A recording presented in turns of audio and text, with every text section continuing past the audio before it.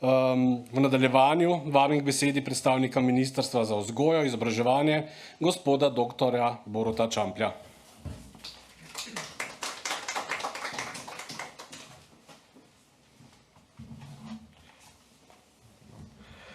Spoštovani gostje, predavatelji, predavateljice in udeleženci današnje konference, katere se z veseljem že drugo leto udeležujem, in seveda zahvala dr. Debevcu in njegovi ekipi za organizacijo in seveda vse priprave današnje konference in povabila. Prihajam iz službe za digitalizacijo izobraževanja na Ministrstvu za vzgojo in izobraževanje.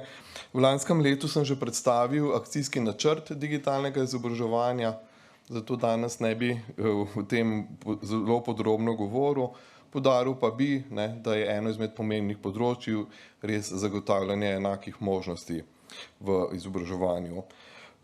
V okviru tega seveda si želimo, da tudi vse osnovne šole in zavodi za izobraževanje mladostnikov in otrok s posebnimi potrebami se vključujejo seveda v razvojne projekte, ker s tem odpiramo in predvsem seveda nadgrajujemo in odpiramo tudi nove možnosti in priložnosti za mlade.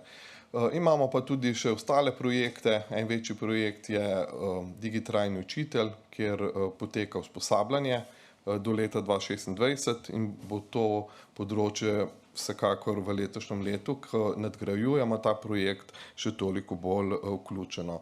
Pomembna je seveda tudi infrastruktura.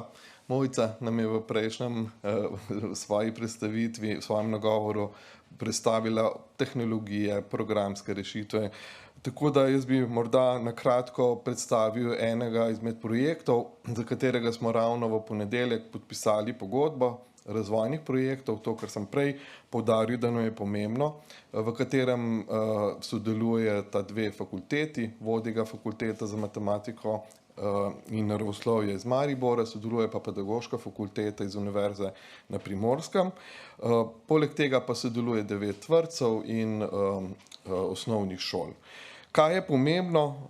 Pomembno je, da v resnici celovito razvijamo digitalne kompetence mladih in jih seveda tudi preverjamo, s tem bojo v resnici lahko se enakopravno tudi na področju digitalnih seveda vsebin. Danes je sicer digitalno vključeno že v vse stroke, se pravi, bodo s tem imeli celovit pogled in pristop tudi do vseh pozitivnih in negativnih, se pravi, če vzamemo primer zasvojenost oziroma prekomerna uporaba tehnologije in tako naprej, in ker to lahko mladi razvijajo samo, če imajo v resnici res celovito razvite kompetence, se pravi znanje, veščine in tudi potem ta odnos. V odnosu je pomembno, da v resnici skrbijo za sebe, za sočloveka in seveda tudi za družbo, predvsem pa tudi za okolje. Zato uporabljamo tudi ime digitrajni, kar pomeni trajni, pomeni digitalno trajno, seveda pa tudi prispevek k trajnostni družbi. Drug poudarek na projektih pa je seveda uporaba in razvoj teh didaktičnih pristopov, tehnologij, ki mladim omogočajo, da vse te svoje posebne potrebe lahko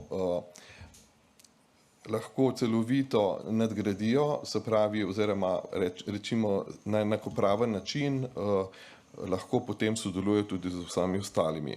Pomembno nam je pri teh projektih, da v resnici oblikujemo vključujoče in pravično izobraževalno okolje, tako da bodo res mladi, ne glede na njihove posebne potrebe, imeli priložnost za osebni in seveda tudi akademski razvoj. In tako tudi s svojim celovitim pristopom projekt prispeva k večji vključenosti in enakopravnosti učečih s posebnimi potrebami.